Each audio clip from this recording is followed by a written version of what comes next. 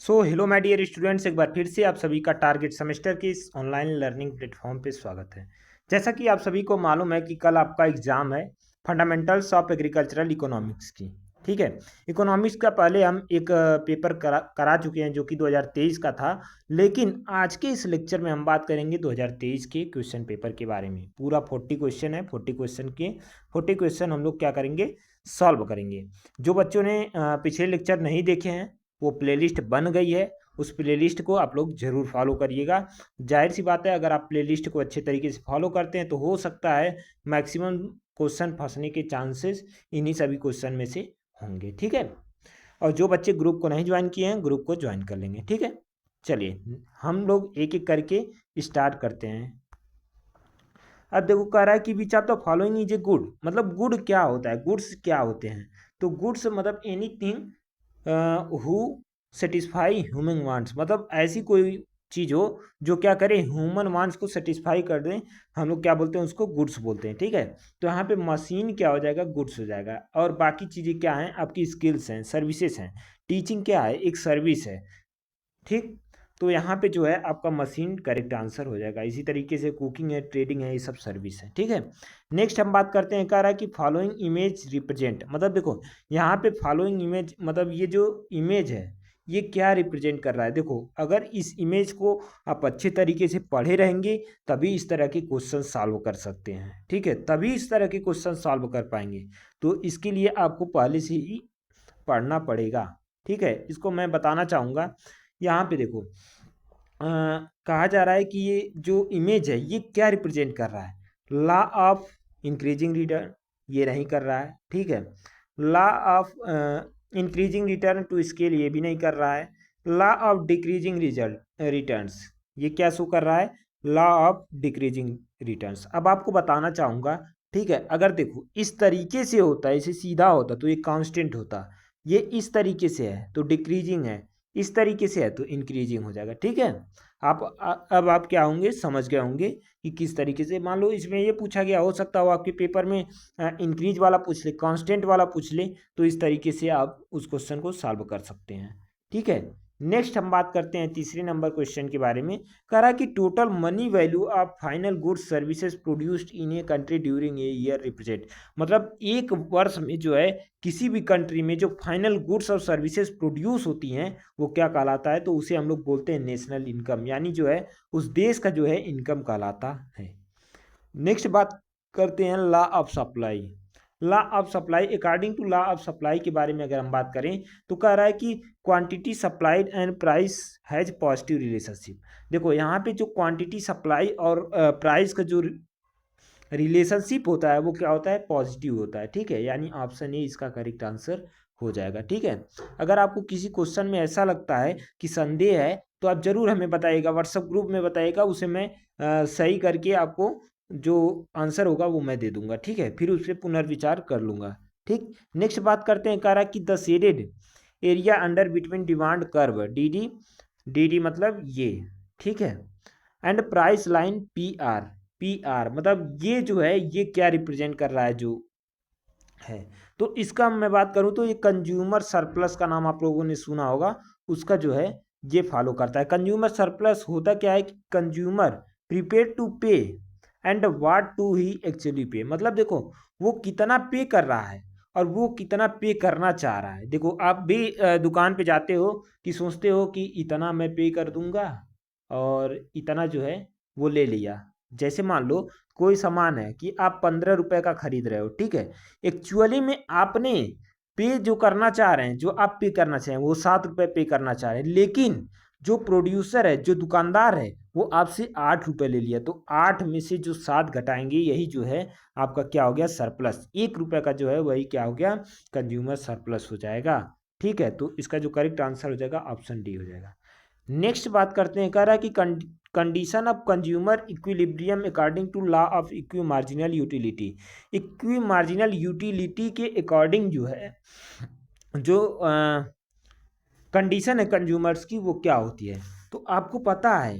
ठीक है, क्या पता है कि मार्जिनल यूटिलिटी यानी U of X commodity upon price of X, मतलब प्राइस क्या है एक्स कमोडिटी की, ठीक है, is equal to U of Y, U of Y ऐसे लिख दे रहे हैं, ठीक है, अपान प्राइस ऑफ वाई, मतलब प्राइस क्या है वाई की इज इक्वल टू के।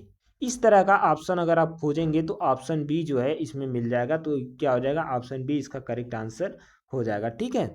नेक्स्ट हम बात करते हैं, कहा है कि capacity of good to satisfying human want, मतलब देखो ह्यूमन वांट्स को जो सेटिस्फाई कर दे उसे हम लोग क्या बोलते हैं, तो उसे हम लोग यूटिलिटी बोलते हैं। क्या बोलते हैं बच्चों, यूटिलिटी बोलते हैं, ठीक है, तो इसे आप लोग ध्यान रखिएगा।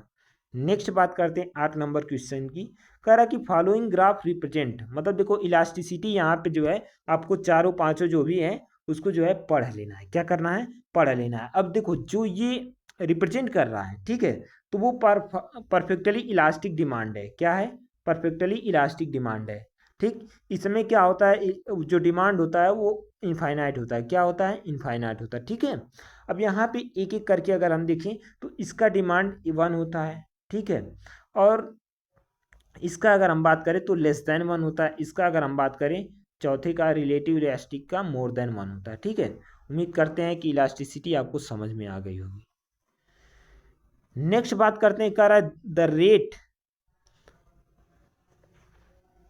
Rate at which of commercial bank borrow from the RBI is called. देखो जो आरबीआई से जो कमर्शियल बैंक जो है बरो मतलब उधार लेती हैं उन्हें क्या बोलते हैं, तो रीपो बोलते हैं। क्या बोलते हैं बच्चों, रीपो रेट बोलते हैं। क्या बोलते हैं, रीपो रेट, ठीक है, रीपो रेट बोलते हैं। ऑप्शन ए इसका करेक्ट आंसर हो जाएगा। नेक्स्ट अगर हम बात करें, कह रहा है इफ द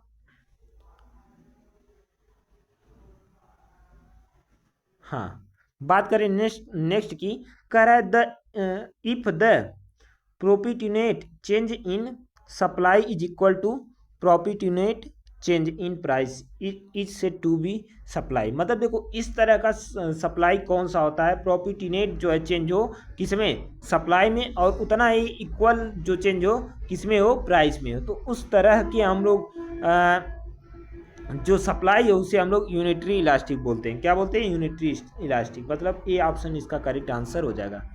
नेक्स्ट बात करते हैं, कह रहा है कि the means transformation of physical inputs into output. मतलब देखो अब फिजिकल इनपुट से आउटपुट बनाना है तो क्या होगा, प्रोडक्शन होगा, जाहिर सी बात है। आउटपुट देखो इसका जो है प्रोडक्शन मीन्स, प्रोडक्शन का मतलब यही होता है कि हम इनपुट लगा के आउटपुट प्राप्त कर रहे हैं, वही क्या है, प्रोडक्शन है, ठीक है। प्रोडक्शन की डिफिनीशन ही यही है कि हम इनपुट लगा रहे हैं और प्रोडक्शन हम पा रहे हैं, ठीक है।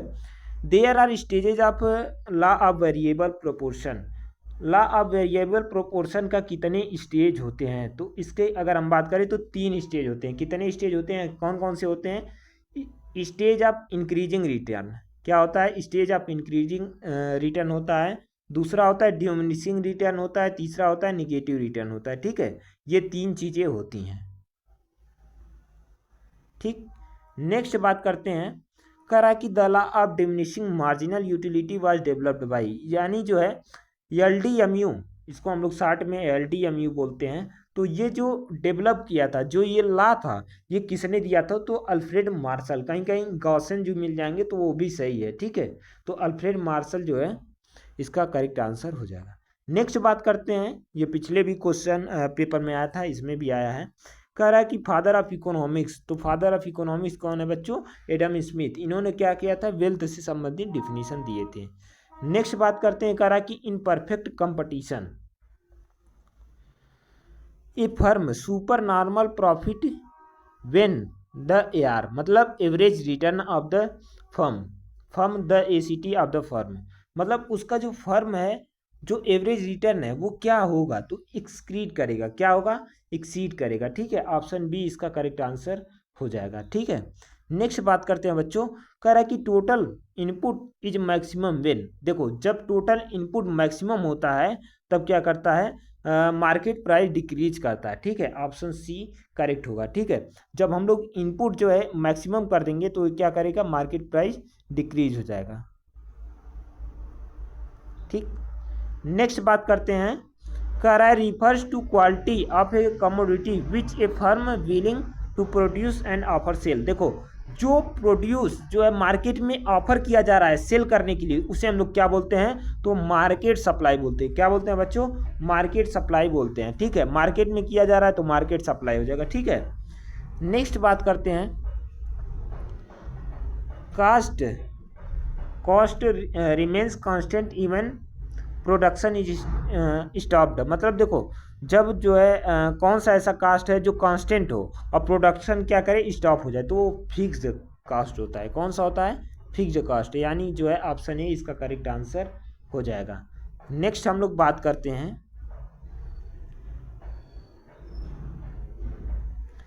कह रहा है कि ए प्रोडक्शन फंक्शन रिफर्स टू, मतलब जो प्रोडक्शन फंक्शन है वो रिफर्स करता है, मतलब किससे संबंधित है, तो उसका रिलेशनशिप इनपुट और आउटपुट से होता है। किससे होता है बच्चों, इनपुट और आउटपुट से जो है प्रोडक्शन का रिलेशनशिप होता है। जाहिर सी बात है, अगर हम जिस तरीके का इनपुट डालेंगे उस तरीके का आउटपुट पाएंगे, तो उसका रिलेशनशिप इनपुट और आउटपुट के बीच में होता है। नेक्स्ट हम बात करते हैं, कह रहा है कि प्रोडक्शन क्रिएट यूटिलिटी, यानी प्रोडक्शन जो है क्रिएट करता है कौन सी यूटिलिटी। अगर हमें प्लेस यूटिलिटी जो है ट्रांसपोर्ट से मिलती है।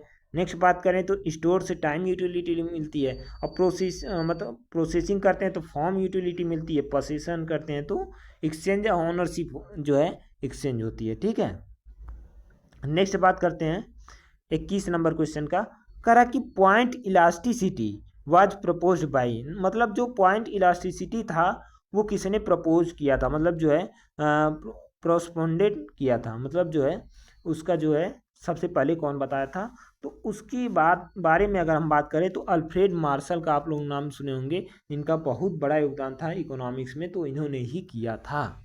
नेक्स्ट बात करते हैं माइक्रो इकोनॉमिक्स डील्स विथ। अब देखो, माइक्रो इकोनॉमिक्स जो है इंडिविजुअल्स की बिहेवियर, जो इकोनॉमिक बिहेवियर है उसको बताती है। वहीं पे अगर हम बात करें मैक्रो की, तो वो होल सोसाइटी की बता सकती है, या फिर कई लोगों को, मतलब बड़े लेवल पे जो है वो बताती है। ठीक है, डील करती है। नेक्स्ट बात करते हैं ओलिगोपोली। ओलिगोपोली मीन्स क्या होता है। ठीक है, तो इसकी अगर हम बात करें तो ओलिगोपोली, ओलिगो मतलब फ्यू और पोली मतलब सेलर्स, यानी कि ओलिगोपोली का मतलब होता है फ्यू सेलर्स। ठीक है, ऑप्शन बी इसका करेक्ट आंसर हो जाएगा। नेक्स्ट हम बात करते हैं, कह रहा है कि in long run A firm is perfect competition earn, मतलब देखो एक लंबे समय में जो है एक फर्म जो है परफेक्ट कंपटीशन जो है करती है, तो उसमें जो है प्रॉफिट उसका किस तरीके से होगा, तो नॉर्मल प्रॉफिट होता है। कैसा होता है, नॉर्मल प्रॉफिट होता है। ठीक है, किस तरीके से होगा, नॉर्मल प्रॉफिट। नेक्स्ट हम बात करते हैं, कह रहा है कि सप्लाई कर्व ऑलवेज स्लोप। अब देखो, सप्लाई जो कर्व होता है ऑलवेज डाउनवर्ड होता है। क्या होता है, डाउनवर्ड होता है। ठीक है, वहीं पे अगर हम बात करें डिमांड का तो अपवर्ड होता है। ठीक है, इसको याद रखना, डाउनवर्ड होता है सप्लाई का। नेक्स्ट हम बात करते हैं, कह रहा है कि the total curve will be horizontal line. देखो, जब देखो फिक्स कास्ट जो है एक लाइन पे हो जाएगा टोटल कास्ट, तो वो जो है हॉरिजॉन्टल लाइन में आ जाता है। ठीक है, तो इसका जो करेक्ट आंसर हो जाएगा फिक्स्ड कास्ट हो जाएगा। नेक्स्ट हम बात करते हैं, कह रहा है कि फैक्टर ऑफ प्रोडक्शन में बी ऑफ टाइप, मतलब देखो फैक्टर ऑफ प्रोडक्शन किस किस तरीके से हो सकता है, किन टाइप्स का हो सकता है, किन प्रकार का हो सकता है, तो उसको अगर हम बताना चाहें तो वो 4 तरह का होता है। ऑप्शन ए इसका करेक्ट आंसर हो जाएगा। अब कौन कौन सा होता है, तो लैंड होता है, कौन सा होता है, लैंड होता है, लेबर होता है, कैपिटल होता है, और इंटरप्रेन्योरशिप होता है। ठीक है, इंटरप्रेन्योरशिप, देखो लैंड, लेबर, कैपिटल, इंटरप्रेन्योरशिप, यानी ये 4 तरह का होता है। नेक्स्ट हम बात करें, कह रहा है कि goods are known as scarce good, मतलब इसमें से कौन सा है जो स्कार्स गुड कहलाता है, तो इकोनॉमिक गुड्स जो है एक स्कार्स गुड्स कहलाता है, मतलब इसकी कमी होती है। ठीक है, नेक्स्ट बात करते हैं, defined economics as science which deals with wealth, मतलब ऐसा कौन सा, मतलब वैज्ञानिक थे जिन्होंने डिफाइन किया कि जो इकोनॉमिक्स है वो धन का विज्ञान है। ठीक है, तो वो थे एडम स्मिथ जी। कौन थे, एडम स्मिथ, इनको फादर ऑफ इकोनॉमिक्स भी बोलते हैं। नेक्स्ट बात करते हैं, कह रहा है कि which one of the following is apex bank of agricultural credit in India. India की सबसे एपेक्स बॉडी की अगर हम बैंक की बात करें एग्रीकल्चर सेक्टर में, तो वो है नाबार्ड। ठीक है, 12 जुलाई 1982 को इसकी स्थापना हुई थी। वो कौन सा बैंक है? NABARD, national bank for agricultural and rural development इसका फुल फॉर्म होता है। ठीक है, नेक्स्ट हम बात करते हैं OPEC in the example of, in an example of. ठीक है, OPEC जो है एग्जाम्पल किसका है? इसकी अगर हम बात करें तो इसका जो है कार्टेल का जो है ये एग्जाम्पल होता है। OPEC जो है कार्टेल का एग्जाम्पल होता है। अब नेक्स्ट हम बात कर रहे हैं करा कि the average return curve is industry demand curve is identical, मतलब जो है एवरेज रिटर्न का जो कर्व होता है इंडस्ट्री डिमांड में, उसका जो है कब आइडेंटिकल होता है? तो ये जो है आपका हो जाएगा मोनोपॉली के केस में। ठीक है, कब होगा? मोनोपॉली के केस में।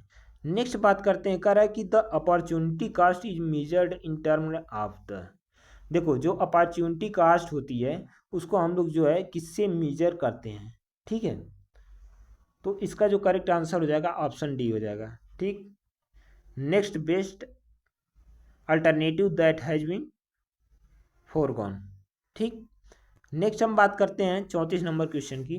कह रहा कि which are the first order condition for the profit of a firm is maximum, मतलब कब जो है कौन से ऑर्डर में जो है फर्स्ट कंडीशन के ऑर्डर में प्रॉफिट जो होता है मैक्सिमम होता है किस फर्म में? तब जब कब होता है? जब MC इज इक्वल टू क्या हो? MR की। जब MC is equal to MR के होता है तो मैक्सिमम जो है प्रॉफिट होता है फर्म को। नेक्स्ट हम लोग बात करते हैं according to the law of demand varies with price, मतलब देखो जो according to law of demand के अकॉर्डिंग अगर हम चलें तो प्राइस जो है वेरी करती है इन्वर्सली। क्या करती है? इन्वर्सली, मतलब एक बढ़ेगा तो दूसरा क्या होगा? घट जाएगा, एक घटेगा तो दूसरा क्या होगा? बढ़ जाएगा, इस तरीके से चलता है। ठीक है, कह रहा है कि which of the following is a feature of perfect competition, कौन सा जो है इसमें से जो फीचर है वो परफेक्ट कंपटीशन का है? तो होमोजीनियस प्रोडक्ट जो है परफेक्ट कंपटीशन का एग्जाम्पल है।